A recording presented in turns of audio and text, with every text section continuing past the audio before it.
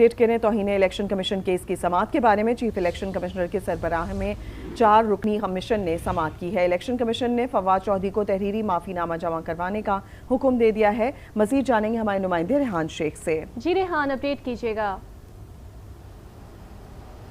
जी बिल्कुल, देखिए फवाद चौधरी के खिलाफ तौहीन इलेक्शन कमीशन और तौहीन चीफ इलेक्शन कमिश्नर की समाअत जो है वो इलेक्शन कमीशन में हुई। चीफ इलेक्शन कमिश्नर की सरबराही में 4 रुकनी कमीशन ने जो है वो केस की समाअत की।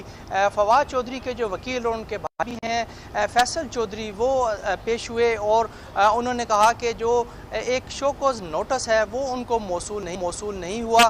तो जिस पर चीफ इलेक्शन कमिश्नर ने कहा कि आपको तो शो कॉज नोटिस भेजा गया था, तो आपको मौसूल अगर नहीं हुआ तो क्या आपको इस मामले का पता ही नहीं था।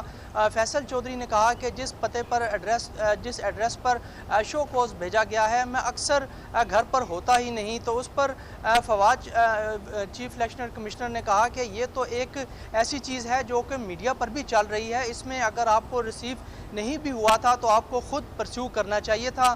फैसल चौधरी ने कहा कि इस मामले पर जो है हमने इसको चैलेंज किया हुआ है इस्लामाबाद हाई कोर्ट में, इसका फैसला भी महफूज है। जिस पर चीफ इलेक्शन कमिश्नर ने कहा कि चलें पहले इस्लामाबाद हाई कोर्ट का फैसला जो है वो उसको सुन लेते हैं।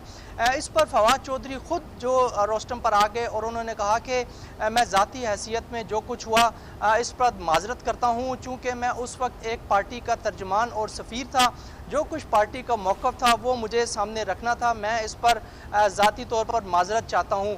जिस पर चीफ इलेक्शन कमिश्नर ने कहा कि अगर आपकी पार्टी का किंग आपको कत्ल करने का कहे तो क्या आप कत्ल भी कर देंगे। जिस पर फवाद चौधरी ने कहा मैं ऐसा हरगिज़ नहीं करूँगा। चीफ इलेक्शन कमिश्नर ने रिमार्क्स दिए कि बहुत सी बातें इलेक्शन कमीशन के बारे में की गई, आपके जो चेयरमैन हैं उन्होंने पार्टी जलसे में मेरी अहलिया के बारे में क्या कुछ नहीं कहा। चीफ इलेक्शन कमिश्नर ने रिमार्क्स दिए कि रिटन शेप में, तहरीरी शेप में माफ़ीनामा कमीशन को भेजें, फिर हम देखेंगे कमीशन क्या करता है। और केस की समाअत 1 अगस्त तक मुलतवी कर दी गई। जी बहुत शुक्रिया रेहान शेख अपडेट करने के लिए।